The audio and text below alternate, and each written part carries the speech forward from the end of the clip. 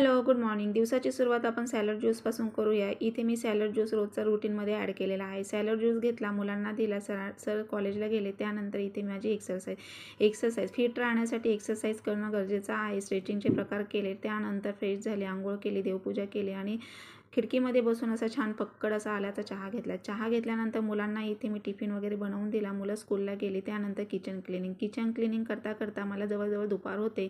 आता काय मी ह्याच कामांवर राहते का? तर नाही. दिवसभरात मला भरपूर सारी कामं असतात. करता करता पूर्ण संध्याकाळ होऊन जाते. असं माझं रुटीन खूप हेक्टिक झालेला आहे. त्यानंतर इथे मी दह्याचे डबे काढून ठेवले. लोण्याचा गोळा छान असा तयार झालेला आहे. तूप करून घेतलं. नंतर ते राहिलेलं ताक मी दुपारच्या वेळात घेत असते. आता इथे साडीला फॉल लावला, घर क्लिनिंग केलं. पुन्हा इथे झाडांची अशी ग्रोथ होण्यासाठी छान सर्व्हिसिंग केली. तर इथे मी स्किनसाठी आता फेस पॅक बनवत आहे, कॉफी पॅक. तर हा खूप छान आहे, इफेक्टिव्ह, अगदी नॅचरल, स्किन ग्लोईंग, शाईन राहते. चेहऱ्याला पॅक लावला, त्यानंतर चेहरा वॉश केला आणि त्यानंतर इथे घेतलेला आहे फरशा पुसायला.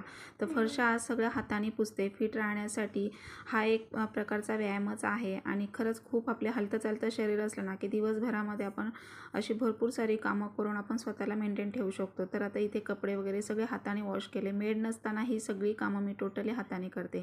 त्यानंतर आता इथे मी घेतलेला आहे ग्रीन टी. अधूनमधून असं दिवसभरामध्ये 1 ते 2 वेळा ग्रीन टी वगैरे, लिक्विड पाणी भरपूर पिलं ना तर खूप छान आपली स्किनही राहते आणि आपणही मेंटेन राहतो. आता इथे घेतलेलं आहे संध्याकाळचं जेवण बनवायला. एकीकडे कुकर वगैरे लावून घेतला डाळ भाताचा, दुसरीकडे लगेच रवा वगैरे भाजून शिरा करायला घेतलेला आहे गोडाचा. शिरा करून झाला की भजीसाठी पीठ भिजवलं आहे आणि आता भजीही इकडे लगेच एकीकडे करून घेणार आहे.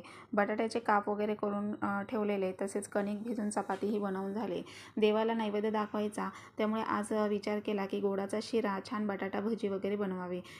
इथे वाटाणा बटाट्याची भाजीही बनवून झालेली आहे, डाळ भात. तर असं जेवण बनवून अगदी 15 मिनिटामध्ये जेवण बनवलेलं आहे.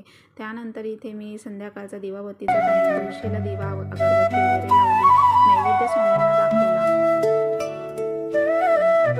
जेवण केलं, सगळी भांडी वगैरे साफ केली, किचन क्लिनिंग केलं. असं माझं दिवसभराचं रुटीन. कसा वाटला व्लॉग कमेंट बॉक्समध्ये नक्की सांगा. चॅनलला सबस्क्राईब करा.